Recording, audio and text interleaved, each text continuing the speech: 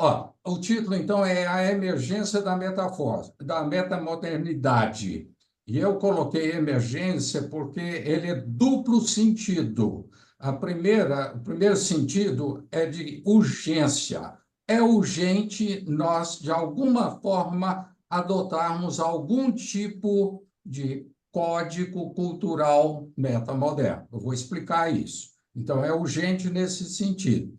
E esse código, essa metamodernidade, ela não existe. Portanto, ela está pedindo para surgir, para emergir. Esse aqui é o caso. Eu coloquei alguma literatura aí, não é para vocês lerem, não. Então, tudo aí, que depois quem quiser eu envio, depois eu já passei para Eliana, então tá aí, vários. O que eu quero dizer para vocês é que, desde que eu fui instigado a pensar sobre isso, lá naquele momento de arquidisciplinaridade, eu corri uma bibliografia vasta e intensa. Botei 12 aí, que eu considero significativa, mas chego fácil a centenas, porque cada uma dessas referências tem centenas lá dentro, é aquela coisa desdobrando. Então, eu vou falar o que é, como é que essa coisa se dá. E, é óbvio, eu vou trabalhar isso da forma como tem me dado prazer, né? É uma situação de uma procura minha. Eu disse para vocês, eu estou procurando fundamentos, eu já passei da fase de dar aula disciplinar, então eu gosto de falar é do que eu não sei, é do que eu quero aprender. Ontologia, para mim, era um palavrão incomensurável. Hoje, eu me sinto bastante confortável com essa palavra. Eu posso falar de ontologia de sistemas cósmicos, por exemplo, uma ontologia absoluta. Eu posso falar das ontologias na psicologia, na filosofia, fica um pouco mais abstrato, mas dá para conversar. Mas eu vou trazer aqui uma ontologia do senso comum, aquilo que dá para nós conversarmos sem muito rigor, seja da filosofia, seja da física, seja lá de onde for. Ontologia é teoria do ser, e eu botei ser entre aspas. O que é ser? Uma das definições que eu gosto muito, que abrange várias áreas do conhecimento, ciências sociais de uma forma bastante intensa e, obviamente, da física, ser é movimento autodinamizado pelas contradições que contém. Certo? Então, ele aqui dentro dessa primeira parte, ela contém contradições, ele é autodinamizado, portanto, o que vai emergir dessa dinâmica evolutiva é bottom-up, então, é processos emergentes, e a outra hipótese, a evolução desse processo autodinamizado ocorre por rupturas, ele é discreto. Isso cabe aonde vocês quiserem. Por exemplo, movimentos artísticos, uma era do cinema, uma era da literatura. O tempo inteiro nós conseguimos, de alguma forma, qualificar o que vem a ser um estágio, um nível de realidade, mas eu vou usar a palavra estágio. Certo? Então, é discreto, portanto, e a ontologia parte desse pressuposto. A física quântica tem como um princípio ontológico que o mundo é quantizado. Eu estou transpondo aqui para as ciências sociais. Não sou eu, não, tá? Isso está tudo na literatura. Então, eu tenho um guia aqui, mas eu vou saltar, quero ganhar tempo. Então, agora eu vou. Olha que eu já usei nesse slide a palavra estágio, estágio simbólico do desenvolvimento humano, coluna do meio. Estágio simbólico do desenvolvimento humano. É um livro desse autor que está aí, está citado lá, é o Hansi, e à esquerda chama-se Códigos Culturais, e esse é do livro da Lene. essas duas colunas têm o mesmo significado, e eu vou explicar o que é isso, certo? Então, é o desenvolvimento simbólico, é o estágio simbólico ou códigos culturais de uma determinada sociedade num determinado momento. A pessoa do meio, ele encontrou 7. Eu coloquei um último aí, porque eu mencionei ele para vocês. É o arcaico, o animista, o faustiano, o pós-faustiano, o moderno, o pós-moderno, o metamoderno e o arque eu pusei para minha conta, porque eu já dei um seminário para vocês sobre o arque moderno e eu fui lá. Então, do mesmo jeito que lá você vai ter era do ferro, era da pedra lascada, era essas coisas todas, do ponto de estágio simbólico do desenvolvimento humano, é como se tivesse um software cultural da humanidade. São esses que estão aí, que estão muito bem qualificados, muito bem identificados. A Lene trabalha só com 5. Os 3 primeiros do Hanzi, e o Hanzi precisa de 7 por um artigo muito seminal que ele descreveu, que aí ele precisa de argumentar em cima do 7, então ele distinguiu isso aí. Eu já trabalhei os períodos que isso ocorre e assim por diante. A Lena, como não está preocupada com isso, ela juntou aqueles 3 primeiros lá. O arcaico, ele vai começar onde vocês quiserem, de qualquer tempo, a partir de 200 mil anos atrás. 100 mil anos é um bom. Eu não vou descrever, não, mas eu só quero dar uma pinceladinha para vocês perceberem aquilo que eu estou falando. 100 anos atrás, começa o arcaico. Uma evidência simbólica do arcaico é a Vênus de Villenfort. É isso aqui, ó. Vê se dá para vocês verem. É esse objeto aqui. Eu vi o mês passado lá na Universidade, em Viena, no Museu de História Naturais. Tem 35 mil anos. Então, ele tem esse simbolismo. O animista começa mais tarde, mais tardiamente, digamos ali por volta de 10 mil anos. O faustiano, que é o mito do herói, ele começa mais ou menos ali por volta de na era. Bota 8 mil anos aí, que são muito. Eu vou mostrar as características dele, mas é onde vai estar os indígenas. Os indígenas, para ele, para Lena, atinge o faustiano. O faustiano é o mito do herói. É Egito, é Mesopotâmia, é essas coisas assim que vão estar qualificadas. O faustiano é aquelas pessoas que querem dizer o aspecto dominador, simplório, de um desses estágios simbólicos é a espada. E o pós-faustiano, que é o tradicional, que é o pré-moderno, é a cruz. São as grandes religiões, ali que emerge. Vejam como os estágios vão ficando absolutamente claros e distintos. Então, é isso que vai surgindo. O pré-faustiano é a cruz, é o religioso. O moderno é a ciência. Eu vou mostrar as características de cada um deles, em detalhes, mas aqui estou só mostrando o macro.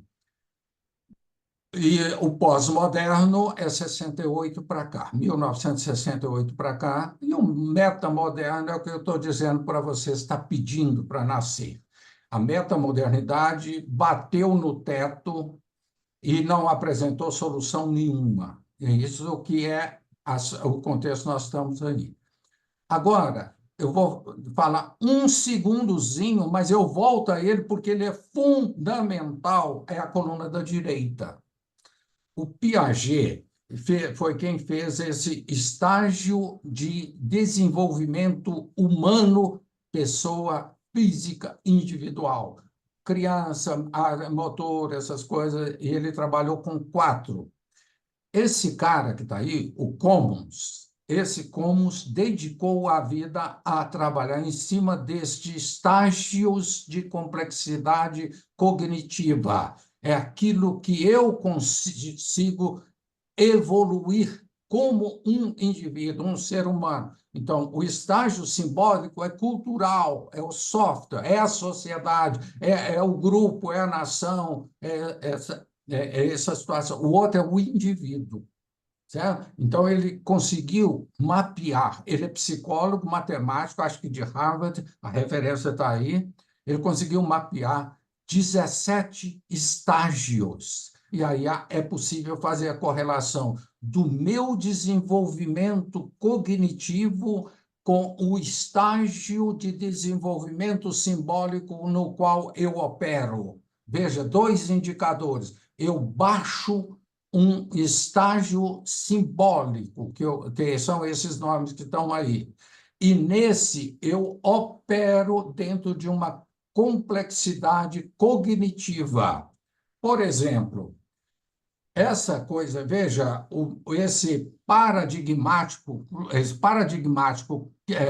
cruzado, 15, o número 15 aqui da direita, quem é uma pessoa que o autor dá como viveu ali, que eles nem sabem qualificar isso muito precisamente em termos de indicadores sociais, é Tomás de Aquino, certo? Lá na Idade Média. Ele estava vivendo no período pós-faustiano das religiões, mas ele operava lá no paradigmático cruzado. Então, veja, dois indicadores aqui. Uma pessoa que está na frente em termos de estágio cognitivo são fundamentais para promover os aumentos de estágio dentro do desenvolvimento dos estágios simbólicos, os estágios simbólicos do desenvolvimento humano. Agora, uma característica fundamental dos estágios, níveis, é que os que aparecem englobam os anteriores, eles não excluem os exteriores. Nesse sentido, a sociedade hoje, sociedade contemporânea hoje, entre os adultos, sociedade no mundo inteiro, 60%, que está aí o 40% do moderno, que vocês estão vendo na coluna do meio, e um 40% na frente, somente 40% da sociedade, dos adultos no mundo, conseguem ter algum insight do tipo moderno. A gente acha que todo mundo sabe isso, que todo mundo aprende isso. Não, 60% não tem uma vivência do que é o estágio simbólico moderno. Vou mostrar os indicadores dele. 20%, que começou em 68, já consegue operar o pós-moderno. E 2% está operando o metamoderno na sua dinâmica de construção. Ah, que droga, peraí. Agora, agora eu vou passar rapidamente, só para vocês terem uma ideia. Isso aqui está em uma tabela que vocês não conseguiriam ler. Quais são as características do estágio simbólico indiano, pré-faustiano?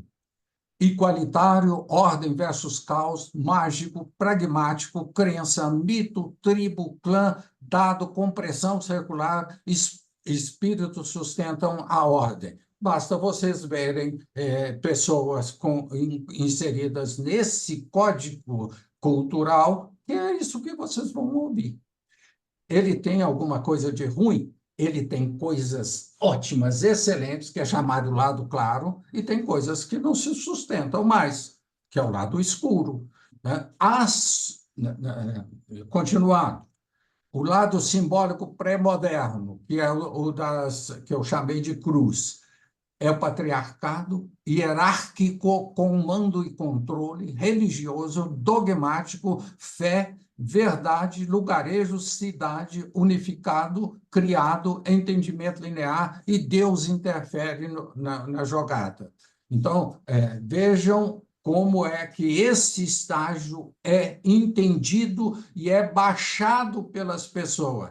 Eu vivi, quando criança, o estágio anterior. Eu vivi, como adolescente, esse estágio que está aqui, família religiosa, essas coisas todas. E eu descobri que existia já, e vim para Belo Horizonte, para o estágio moderno, que é o simbólico moderno. Quais as características dele? Igualitário, democrático, secular, dúvida, ciência, fatos, nação, unificação, entendimento newtoniano de causa e efeito, nenhuma interferência de Deus. Nietzsche, Deus está morto.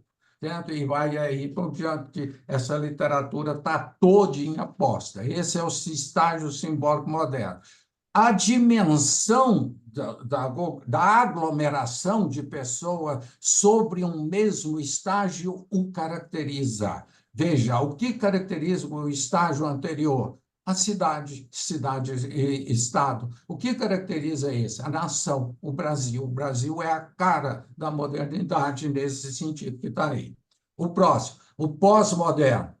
As hipóteses são ad hoc, eu falo isso ali o tempo inteiro, e eu posso fazer argumento de autoridade moderno, posso fazer pós-moderno e posso fazer. E aí ele é baseado em ad hoc, ele não é baseado na ciência. Então, quando eu fiz uma afirmação sobre a ideia do, que a linguagem é inata, eu fiz uma afirmação de argumento de autoridade dentro do modernismo. Agora, em seguida, depois, quando eu escrevi sobre o argumento, eu fiz um argumento de autoridade dentro do pós-moderno. Muito bem, o pós-moderno, de uma forma simplória, que começou em 1968, logo em seguida, eu vivi intensamente quando eu fui para o IAT em 1998, 99, por aí assim, 25 anos que nós estamos comemorando. Então, eu vivi, eu descobri a pós-modernidade 2 décadas depois que eu estava nascendo, 68, 3 décadas, 98, que eu fui descobrir a pós-modernidade e me encantei com aquilo. Do mesmo jeito que eu saí da minha cidade, descobri a modernidade, falei, isso é o mundo, eu fui para o IAT, descobri a pós-modernidade, falei, isso é o mundo. Depois eu vi assim, aí tem uma conhecida minha que me encontrou recentemente, dessa época do IAT, falou, e aí, você ainda continua pós-moderno? Eu falei, não, já faz parte do meu passado, mas ele é intrínseco de mim, ele faz parte de mim, ele está dentro de mim. Então, não é que eu o abandonei, é que eu consegui ir operar num estágio acima, mais elevado. É ad hoc, é caótico, ele trabalha com sentimentos, com a ironia, com a informação, identidade e sentimentos, ele não tem limites. O anterior, o moderno, agora fazendo associação com sustentabilidade, é do crescimento ilimitado. A pós-modernidade já começa a trazer, quando o Chico cita aí os artigos de decrescimento e de limites, ele está fazendo argumentos pós-modernos, certo? Então, é essa situação. Agora, qual é a característica mais impactante da pós-modernidade? Tem uma vasta literatura explicando o que é a pós-modernidade, tá? Está exaurido já. Então, eu estou fazendo aqui rápido para vocês entenderem. É a desconstrução. A pós-modernidade não apresentou, e por isso não existe, que eu coloquei lá no início, modernismo, não existe a pós-modernidade. A pós-modernidade não se constituiu como um código cultural. O que tem é um pós-modernismo. São sinais, sintomas de como esse código cultural deve ser. Ele só desconstrói. Esse é a verdade dele. Portanto, ele gerou um par da contradição, lembra lá da minha definição, ele gera uma... peraí, deixa eu beber uma água aqui. Só um segundo. Ele gera um contraditório, e esse contraditório é que permite emergir um novo bottom-up. Então, essa é a situação. A universidade, eu estava ouvindo o discurso aqui de educação, a universidade é pós-moderna. Ela deu um passo importante, significativo, quando ela entra na transdisciplinaridade, que é eufemismo para metadisciplinaridade. Mas metadisciplinaridade é o olhar acadêmico sobre a disciplinaridade do ponto de vista do valor cultural dos metas, desse código cultural. Chama meme. Então, a universidade é isso. Esse período se exauriu. É por isso que, quando eu vejo a discussão sobre educação, como foi conduzida aqui, eu falei assim, quando eu disse de qualidade, eu não quis dizer universidade de elite, nada disso, não. É que o código simbólico pós-moderno não gera mais resposta para a sociedade que está aí. É nesse sentido. Portanto, eu preciso trabalhar alguma coisa diferente. Muito bem, então vamos para frente. Olha aqui, a herança pós-moderna. Isso é a universidade, não é só a universidade, não, tá? Todas as organizações sociais do mundo. Mas lembre-se, grande parte das organizações sociais estão vivendo, 60% delas, lá no tradicional. Olha, no guerreiro, no mito do herói. Tá? Aqui temos uma nova situação histórica na qual uma sociedade planetária gira em torno da ausência de uma metafísica compartilhada. Diz que não é para eu falar de ontologia, eu estou falando. Diz que não é para eu falar de metafísica, eu estou falando. O vácuo de significado metafísico está no que a sociedade pós-moderna implantou, ela desconstruiu tudo, resultou em uma sensação de exaustão e alienação, um estado desconfortável suficiente para iniciar um retorno metamoderno a uma especulação metafísica. É esse o exercício que a metamodernidade está fazendo. Ele está dizendo o que é que tem um autor aí, daqui a pouco eu chego nele, que fez exatamente uma série de palestras sobre esse vácuo de significado, essa crise de significado. O aluno não quer aquilo que a universidade está oferecendo, porque o que a universidade está oferecendo para ele é um código cultural pós-moderno. E ele não se sustenta mais, ele não é um código que tem futuro. O futuro não será construído por nenhum código cultural, aí é a questão da sustentabilidade, até a pós-modernidade. Portanto, nós temos que achar um que seja. Esse é o desafio. Muito bem. Aqui, ó. Alerta e alvíceras. Nenhum dos metamemes é chamado meme, certo? Aqui eu coloquei metameme para todos eles, e é assim que tem sido usado. Conhecidos pode salvar o mundo, que é o mundo Vulcabani. Volátil, incerto, complexo, ambíguo, frágil, de ansiedade, que todo mundo está falando, está todo mundo ansioso, todo mundo angustiado, essas coisas todas, o N de não linear e o I de incompreensível. Esse é o mundo que a pós-modernidade nos legou. Entretanto, ou, portanto, eu preciso de um próximo código cultural. É essa que é a ideia da metamodernidade, depois da arquimodernidade, que está sendo já praticado. A transdisciplinaridade já é uma realidade.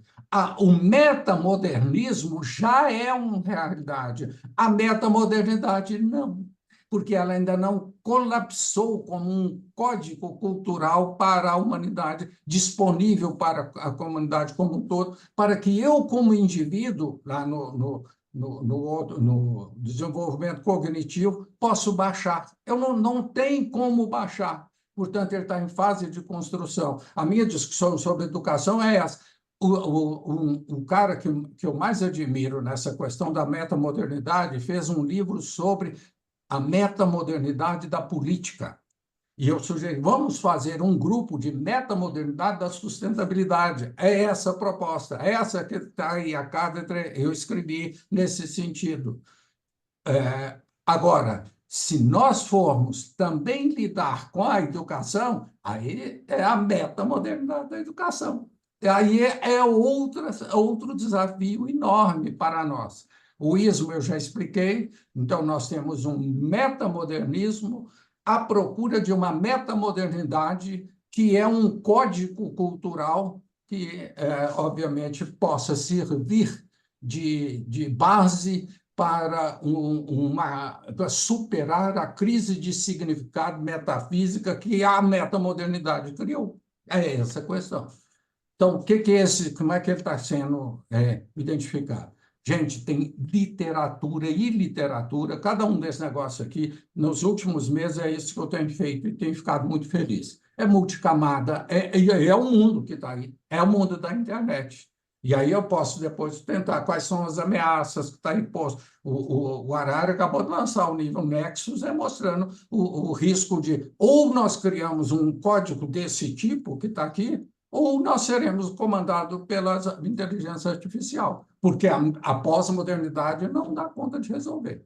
É em rede, é relacional, procurando conhecimento combinado, global, criando compreensão em rede e abertura a diferentes tipos de realidade que dependem do contexto. Então, veja, qual a característica mais fundamental da modernidade? Modernidade, ciência, uma grande narrativa. Quando eu descobri, eu sonhava com a teoria de todas as coisas. Qual é o grande aprendizagem que eu tive com a pós-modernidade? Não existe nada que vocês possam se referenciar. É tudo ilusão, é tudo abstrato, é tudo isso. Inclusive a própria pós-modernidade. Então, é essa questão que a pós-modernidade... Isso aqui nos traz de volta a necessidade de grandes narrativas. Aí eu vou voltar lá naquele primeiro quadro, na coluna da direita. Então, agora eu tenho aqui modelo de complexidade hierárquica, é o Commons, Mike é o Commons. O cara dedicou, é um desses caras que fez escola, mudou o mundo, mudou a percepção dessa coiseira toda. Ele qualificou matemática dinâmica desses estágios de desenvolvimento cognitivo. Pegou o Piaget e avançou. O segundo indicador, aí, pré-operacional, primário, 9, concreto, abstrato, formal, sistemático, meta-sistemático. O meta-sistemático, agora eu posso voltar lá, mas não vou voltar. O meta-sistemático é o metamoderno, o metamodernismo. É isso que ele faz. E aí ele já conseguiu ir além. Ele diz tem pessoas que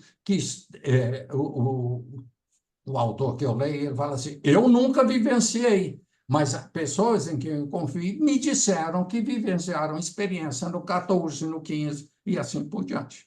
Tá? Então, veja que agora eu já tenho dois indicadores. Aquilo onde eu me encontro como um estágio cognitivo e qual código cultural eu baixei. Tá? Eu posso...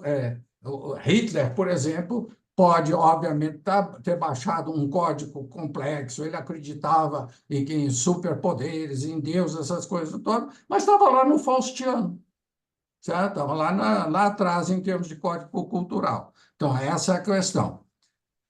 Vamos lá. Então, esse cara fez esse modelo da complexidade hierárquica. Gastei, no mínimo, 6 meses para entender esse cara aqui, debrucei sobre a obra dele, essas coisas todas. Ele me mostrou qual é a dinâmica, como é que esses estágios são, quais são os indicadores, está tudo pronto. Qual é a dinâmica interestágio, intraestágio, tudo lá.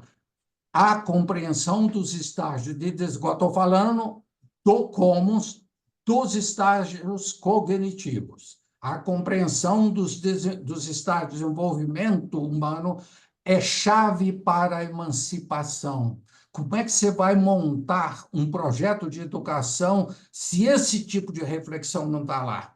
Certo? Para a liberdade e igualdade na era da internet globalizada. Aluno não quer saber mais daquilo que eu me deliciei quando eu entrei para a universidade em 1968.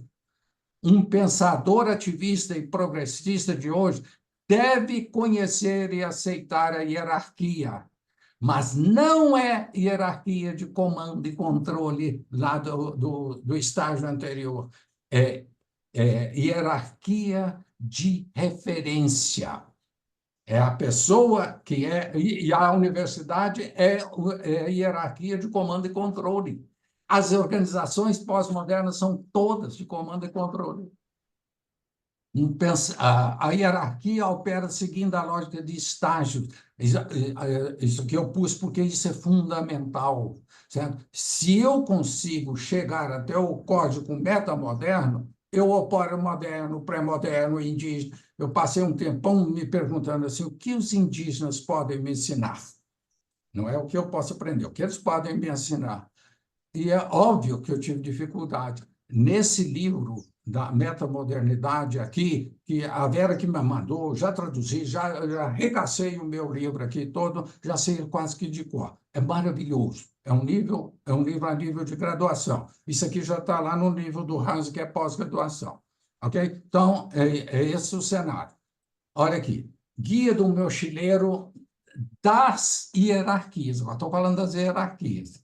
Não julgamento, não é uma ordem moral, hierarquias naturais, hierarquias dominadoras, hierarquia de comando e controle versus hierarquia de referência, poder de controle e comando ou de referência.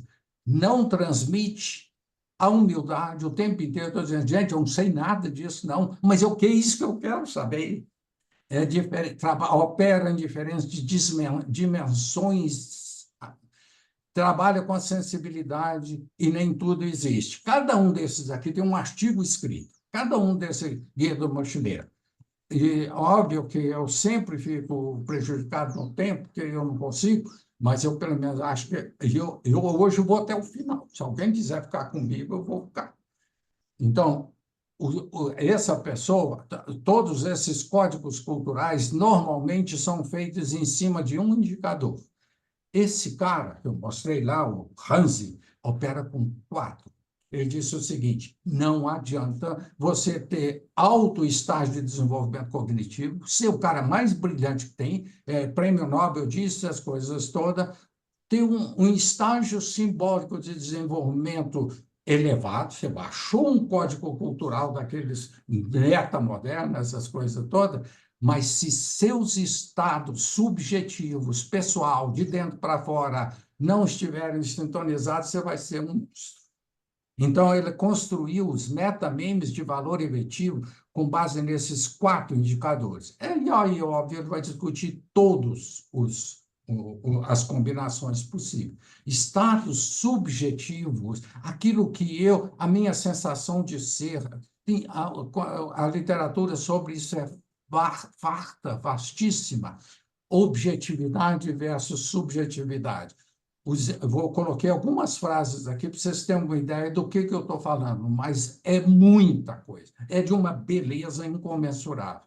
Os estados subjetivos dos organismos, não é do ser humano, não, dos organismos, independentemente das coisas como estágio cognitivo, que é o conhecimento que eu tenho, são o que deve ser a importância última da sociedade.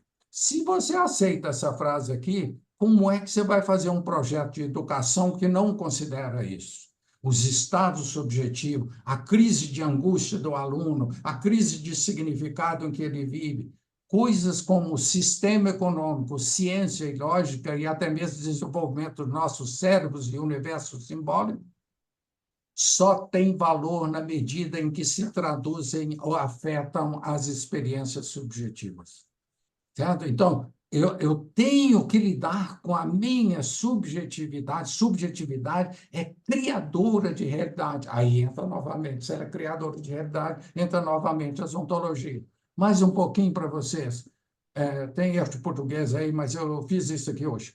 A razão pela qual precisamos ser científicos e objetivos é que, em última instância, elas servem a um senso de verdade e significado e pode nos ajudar a mudar a vida para melhor. que é a universidade que nós criamos, que é o iluminismo, que é todo esse avanço do conhecimento. Isso foi aprendido lá na era axial, 800 anos antes de Cristo. A verdade liberta. Certo? As paisagens interiores da experiência subjetiva são tão vastas e o tempo, quanto o tempo e o espaço físico. Ou seja, quando alguém me pede para definir um conceito de sustentabilidade e traz assim limites e decrescimento, eu falo, mas e o que está crescendo então? Porque tem que crescer. Esse é o princípio básico da definição de sustentabilidade. Eu escrevi isso. O que é que tem que aumentar? Complexidade. A complexidade. Aí, nada melhor do que a subjetividade para nós parametrizar a complexidade. São vastas paisagens anteriores. A maior capacidade desse universo.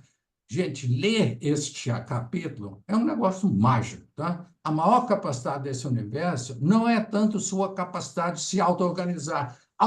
Nós, aquele fechar o gap epistêmico entre vida e não vida, está resolvido.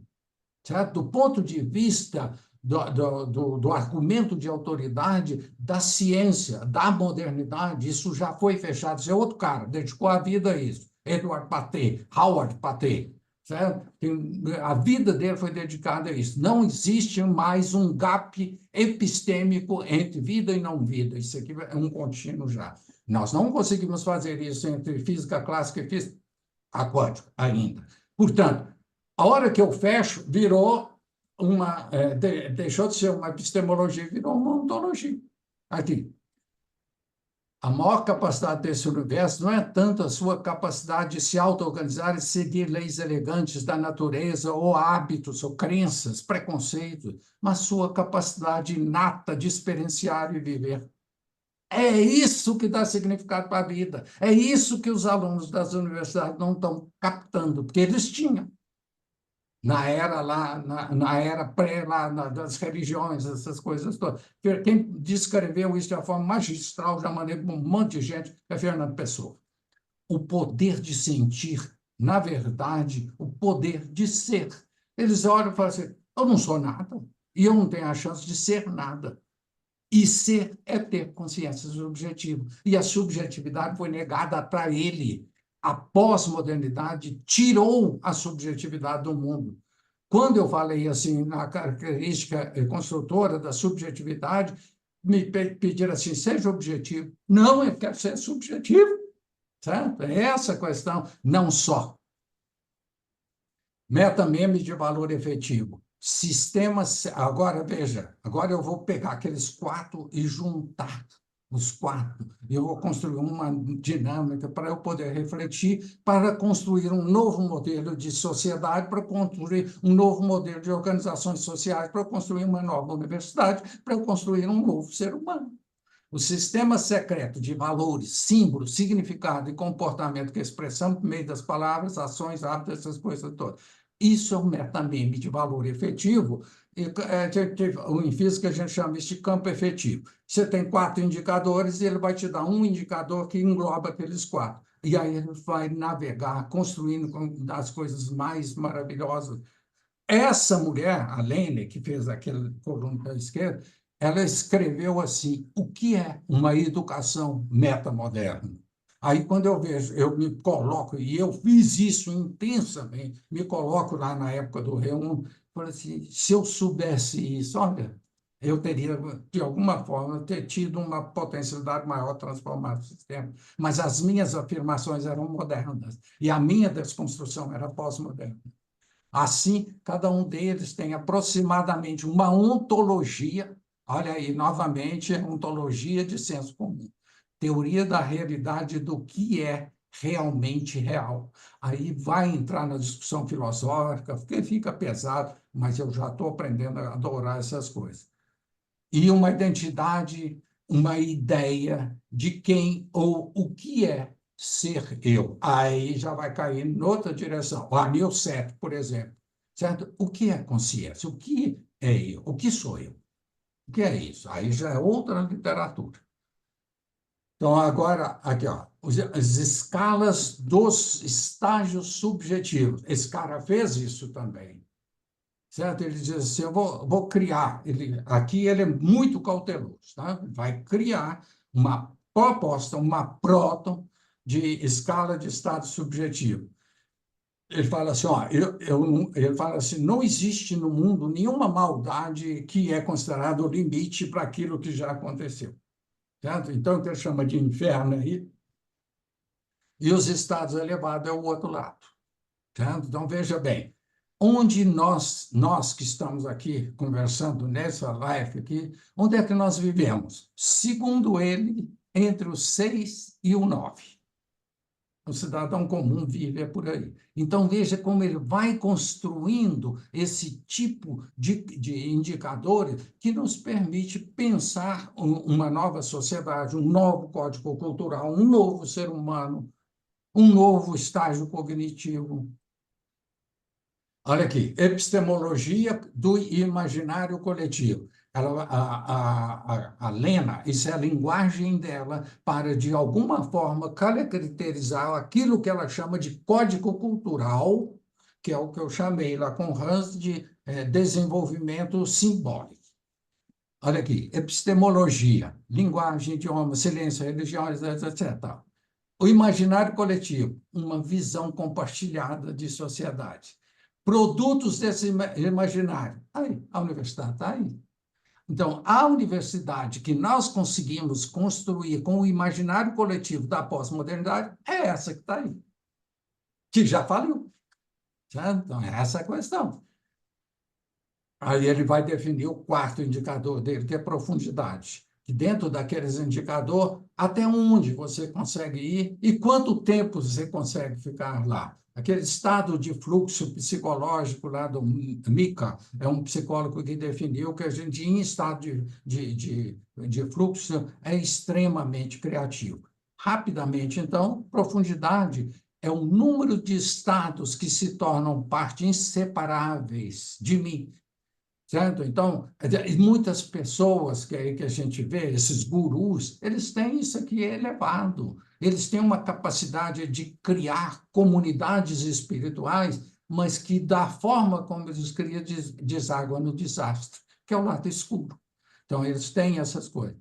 É o reconhecimento mais íntimo de uma pessoa sobre a grandeza e a seriedade da realidade. Estados alterados de consciência, xamã, entra tudo aqui agora. Tudo discutido, tudo posto, tudo razoavelmente consolidado para nós operarmos a construção.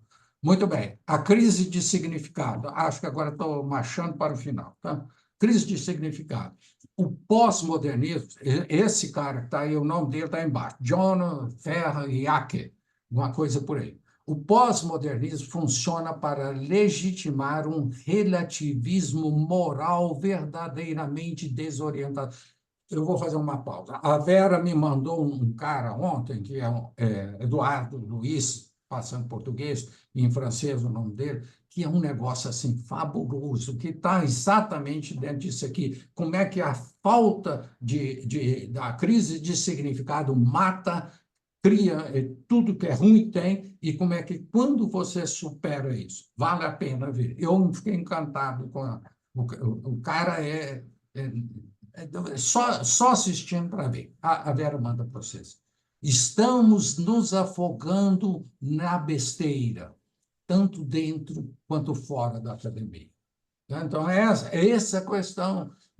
Como é que a gente vai discutir um sistema educacional se minimamente, de alguma forma, a gente não recebe algum tipo de inputzinho, algum insightzinho, alguma sugestãozinha disso que está acontecendo? Isso é real. Isso é real. A metamodernidade é real, o metamodernismo é real. Já saíram artigos, começam em 2010, nas artes, literatura, teoria literária. Aí, a ausência de uma metafísica compartilhada. É desafio que somente a metamodernidade pode gerar.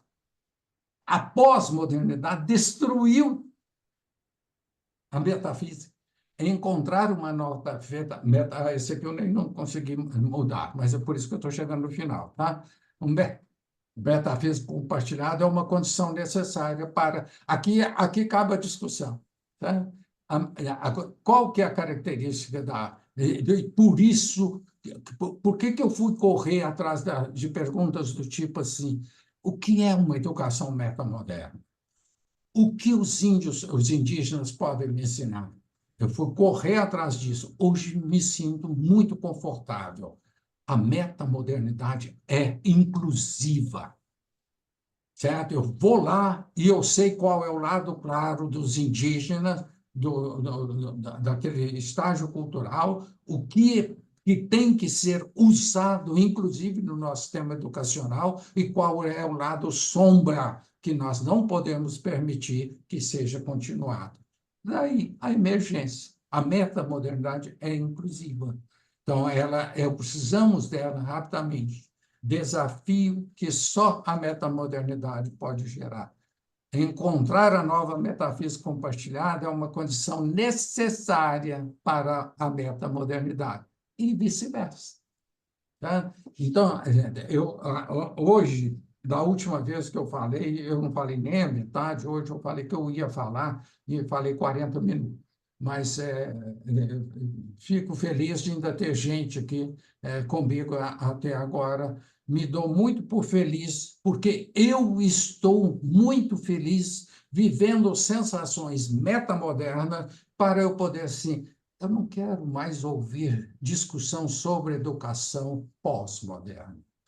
Ela é fundamental. Eu já sei o suficiente, eu já sei discernir o lado claro do lado escuro da pós-modernidade. O bom eu quero trazer, eu quero fazer inclusão, eu quero ter uma massificação individualizada. Quando eu falei em qualidade, eu não estava me referindo a elitismo, é uma massificação individualizada, mas que crie um contexto em que as pessoas vejam o propósito de viver, e que é o que nós temos hoje, essa crise. Quem quiser ver o tamanho dessa crise, ele mostra quando ela surgiu, quando a metafísica surgiu na nossa evolução biológica e por que a metamodernidade matou ela. Obrigadão para vocês, eu amo vocês.